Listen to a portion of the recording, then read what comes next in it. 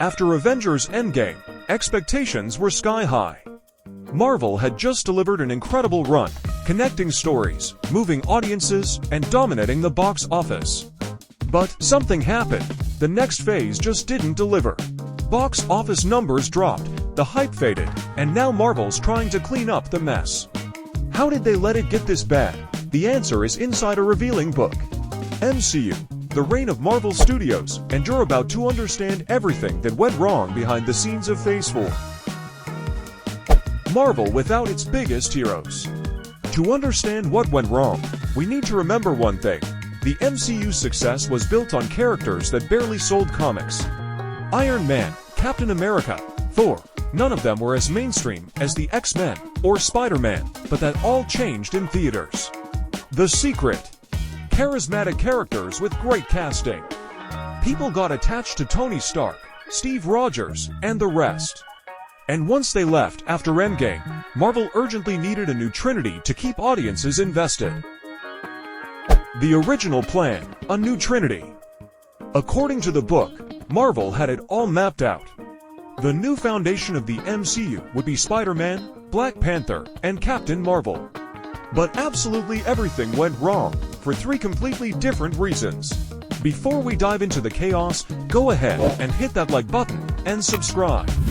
It really helps us keep delivering content like this, clear, direct, and full of insight. Alright, now that you've done that, let's break it down. The SpiderMan Problem. Despite Tom Holland's huge success, Sony still owns the character. So even if Marvel wanted to make Spider-Man the new pillar, they never had full control. At any moment, Sony can pull the plug, and they almost did after Far From Home. Right now, Spider-Man shows up for a big crossover, then disappears. You can't build an entire universe around a character you don't fully own. The loss of Chadwick Boseman. With Black Panther, the blow was even harder. Chadwick Boseman's passing wasn't just a loss for cinema, it was deeply emotional for fans. A lot of people simply won't accept a replacement. Marvel tried with Shuri, but the impact wasn't the same. Now there's talk about a new Black Panther, maybe even Denzel Washington, but the damage is done. The character lost momentum when he needed it most. The rejection of Captain Marvel. And finally, Captain Marvel. Both the character and Brie Larson faced backlash from the start. Many fans just didn't connect with her. Even Brie Larson admitted she lost interest in the role. Marvel tried to rebrand it, renamed Captain Marvel to The Marvels, brought in other heroines to help. But it didn't work. The movie flopped anyway. You can't force a lead the audience won't embrace. Even Thor couldn't help. With all three leads falling apart, Marvel tried to lean on Thor, but Thor: Love and Thunder became a punchline. It felt more like a comedy sketch than a chapter in an epic saga. The character lost respect, and fans lost patience. The main villain cancelled. To make things worse, even the main villain got scrapped. Jonathan Majors Kang was supposed to be the next Thanos.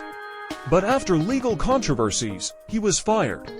So now Marvel has no charismatic heroes, no compelling villain, and no clear direction. They're drifting.